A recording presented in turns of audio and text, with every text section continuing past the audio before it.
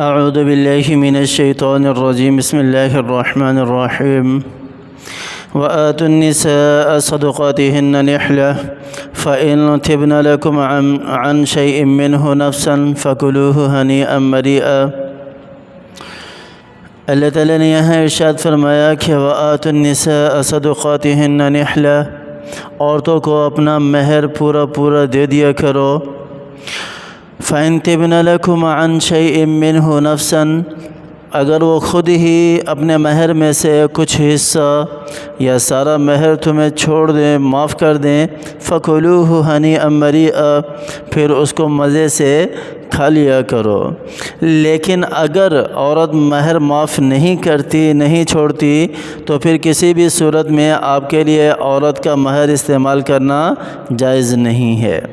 مہر دو طرح کا ہوتا ہے، مہر مثلی ہوتا ہے اور ایک ہوتا ہے مہر جو عقد کے وقت متعین کیا جاتا ہے۔ پھر اس کی بھی دو صورتیں ہیں۔ نکاح کے وقت مہر متعین کیا جاتا ہے کہ بھئی اتنا مہر ہے اس عورت کا، اور پھر دینے کے دو طریقے ہیں، یا تو مہر معجل ہوگا یا مہر معجل عین کے ساتھ ہوگا۔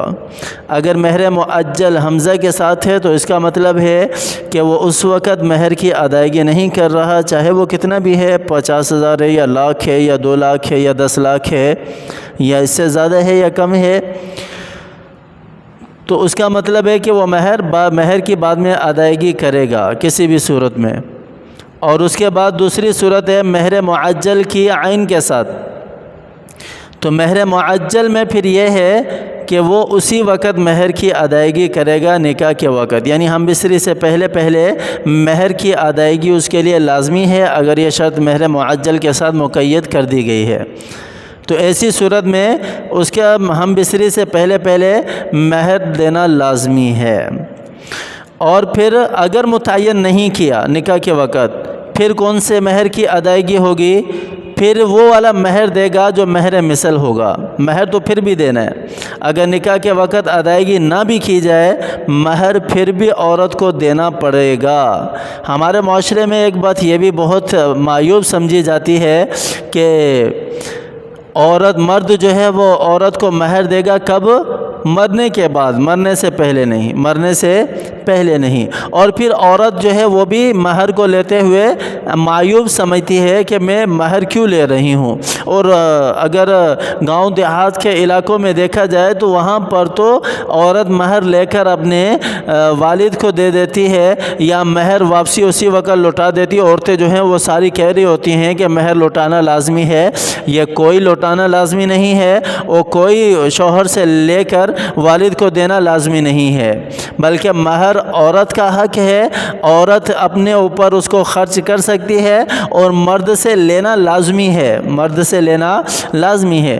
لیکن ہاں، اگر وہ اپنی دلی خوشی کے ساتھ معاف کر دیتی ہے، دلی خوشی کے ساتھ اگر وہ مہر نہیں لیتی، تو ایسی صورت کے اندر پھر اس کے لیے جائز ہے کہ وہ معاف کر دے اور شوہر اس کو استعمال کر سکتے ہیں۔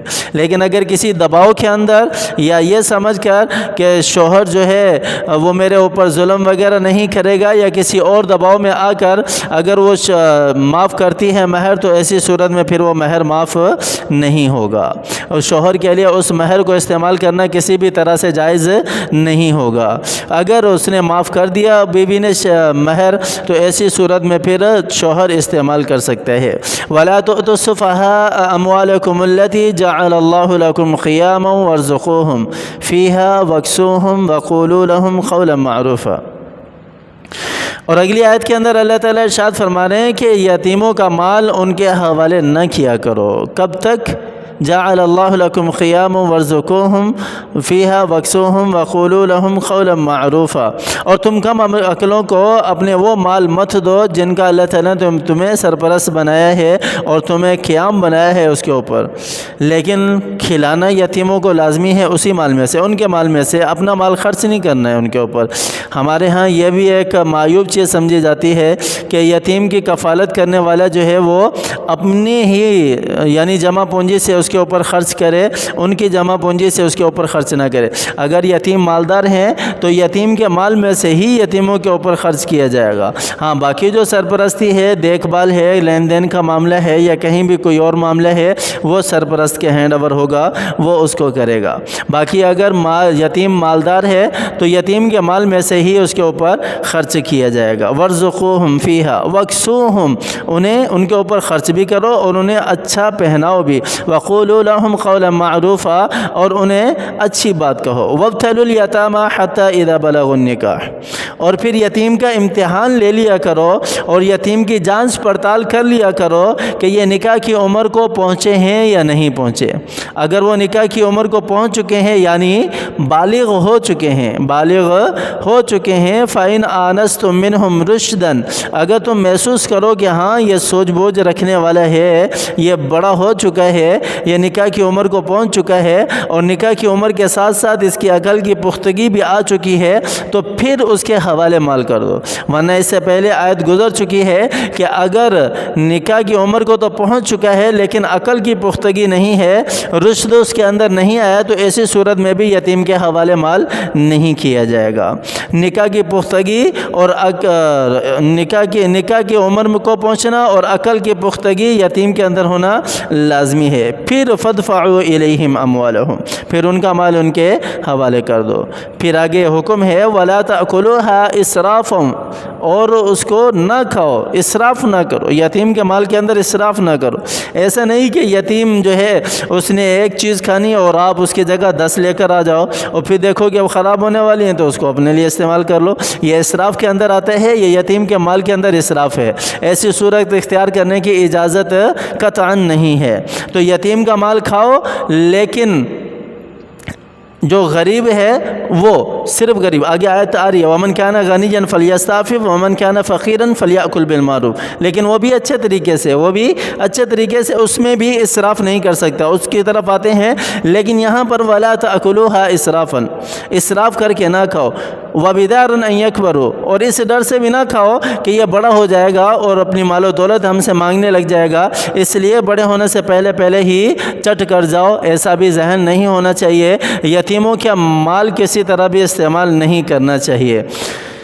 میں نے پہلے بھی شاید یہ مسئلہ واضح کیے ہے، اب دوبارہ یہاں پر اللہ تعالیٰ کی آیت کے اندر بھی وضاحت آ رہی ہے وَمَنْ كَانَ غَنِيًّا فَلْيَسْتَعْفِفْ۔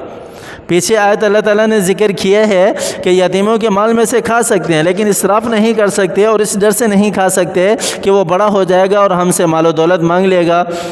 پچھلی آیت کے اندر اس کے ساتھ ہی گزرا یہ، لیکن یہاں اللہ تعالیٰ نے اور واضح کر دیا وَمَنْ كَانَ غَنِيًّا فَلْيَسْتَعْفِفْ، جو مالدار ہے، کفیل جو سرپرست مالدار ہے، مال و دولت اس کے پاس وافر مقدار میں ہے، وہ تو یتیم کے مال میں سے بالکل بھی نہیں کھا سکتا، نہ تو اس ڈر سے کہ اسراف کرے اور نہ ہی اس ڈر سے کہ یتیم بڑا ہو جائے، کسی بھی طرح سے وہ یتیم کے مال میں سے نہیں کھا سکتا۔ ہاں وَمَنْ كَانَ فَقِيرًا فَلْيَسْتَعْفِفْ فَلْيَأْكُلْ بِالْمَعْرُوفِ، اور اگر سرپرست جو ہے وہ فقیر ہے تو ایسی صورت میں وہ کھا سکتا ہے یتیم کے مال سے، لیکن وہ بھی احسن طریقے سے، ضائع کرنے کی غرض سے نہیں۔ یہ اوپر والی آیت جو گزری ہے نا وَلَا تَأْكُلُوهَا إِسْرَافًا وَبِدَارًا، پھر یہ اس فقیر کے لیے ہے، فقیر سرپرست کے لیے ہے، فقیر کفیل کے لیے ہے، غنی کفیل کے لیے نہیں ہے، کیونکہ غنی کفیل تو کسی طرح سے بھی یتیم کا مال استعمال نہیں کر سکتا۔